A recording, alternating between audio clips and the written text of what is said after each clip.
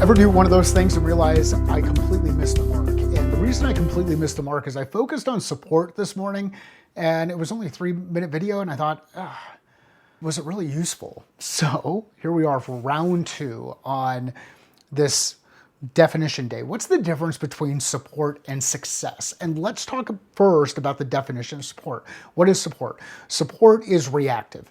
Something happens and then you go provide support to help somebody work through that thing that just happened. I have a problem getting my machine to work, my laptop to work. Who do I go to? I go to customer support. I break an arm.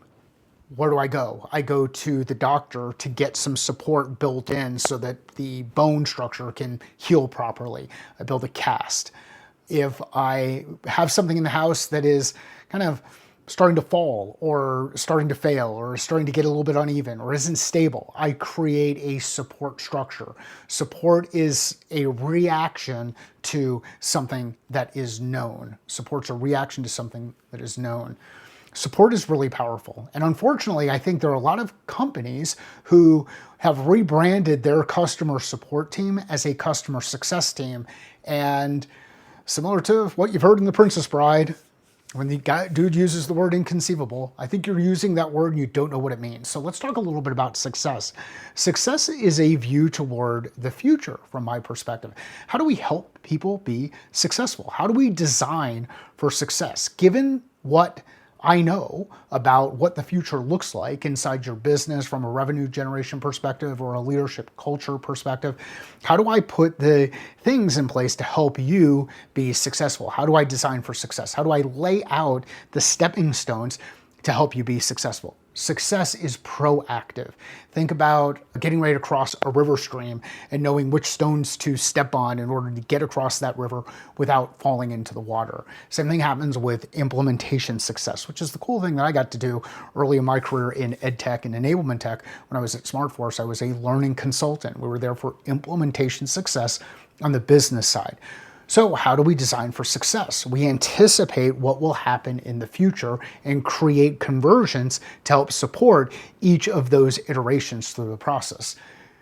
At its simplest form, the way I like to distinguish between these two teams and two functions and two jobs to be done, one is reactive support, the other is proactive success. We all want to be successful. Whether it's in business, how we make money, it's with our family, how the people that are close to us, or with self.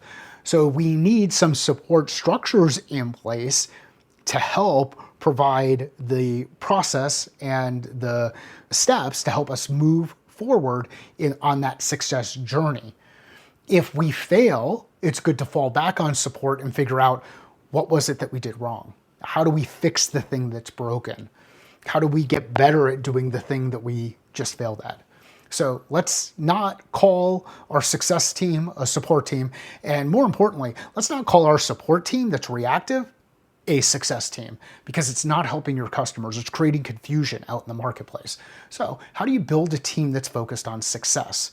Well, figure out where the customer is today, they're A, where they want to go, Z, design backwards each of those individual steps. There can be, how many letters are there in the alphabet? I think 26, is that right? God, that is gonna look horrible if I missed on that. But so we work backward for each of the individual letters, 32. Man, I am confused this morning. So we design backward for each of those steps, but then we create the structure to help them move from A to B and B to C and C to D to reduce any risk of trying to jump too far, breaking something, and then needing that support structure in the end. I hope that helps to distinguish the difference between success and support. I'd love to hear how you think about it inside your organization and what structures you're putting in place to both support your team, react when something goes wrong, and help them be successful. What does that onboarding process look like? What does the everboarding process look like? How are you designing for experience for your internal customers inside your business?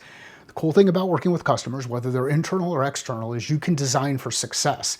If you leverage your experience and your expertise and can start to see what a future might look like and help people move through each of those individual stepping stones. So to clarify, support is reactive. It's something that is absolutely necessary. People are going to break things. People are going to need help. Something's going to go wrong. You need to have a structure where people can go through, where people have been there, done that before, and they can help people navigate whatever the challenge is. Because sometimes that break that happens is not due to the thing that we think happened or due to what we remember. It's due to something else. And that's where a support team who asks questions can really be helpful for your customers. On the flip side, the success people inside your organization, which is a really powerful role, can create opportunities for growth, opportunities that improve retention inside your business by creating those opportunities for your customers to grow and that expansion to occur. We didn't really, well, one more thing on success. Success is that future focused thing. We can design for success and then we can test based on how we're making progress to determine whether or not the structure that we've put in place to support success is actually working. Sometimes the structure we put in place doesn't actually work. It creates more confusion, it creates more noise, it creates more unnecessary friction. So let's look at the teams as two separate teams: support reactive, success proactive. If your success team is acting reactive, they might be a support team and you are just calling them something different.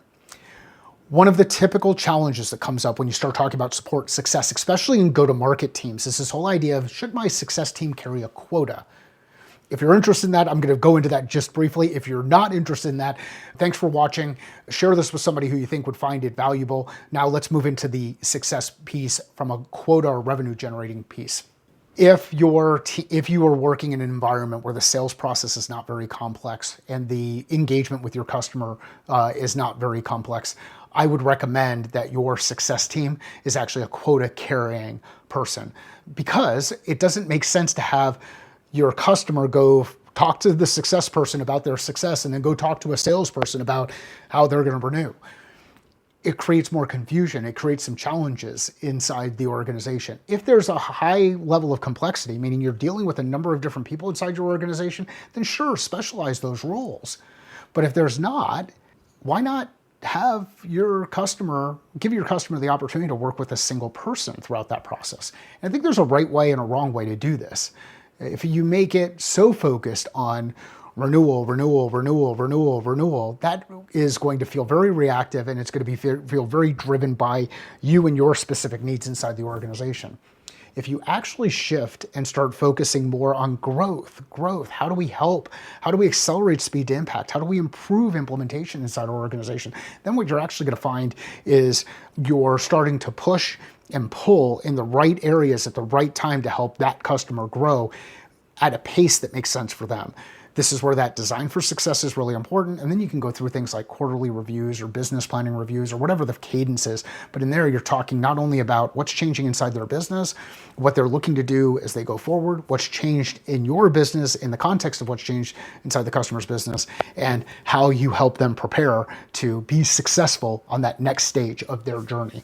So support, success are different. It's okay to have your success team have a quota, have a revenue target that they have inside the organization. There are right ways and wrong ways to do it. And if you are looking for help there, I am happy to share some direct experience around mistakes I've made in that area and things that I absolutely do when thinking about it in that context going forward.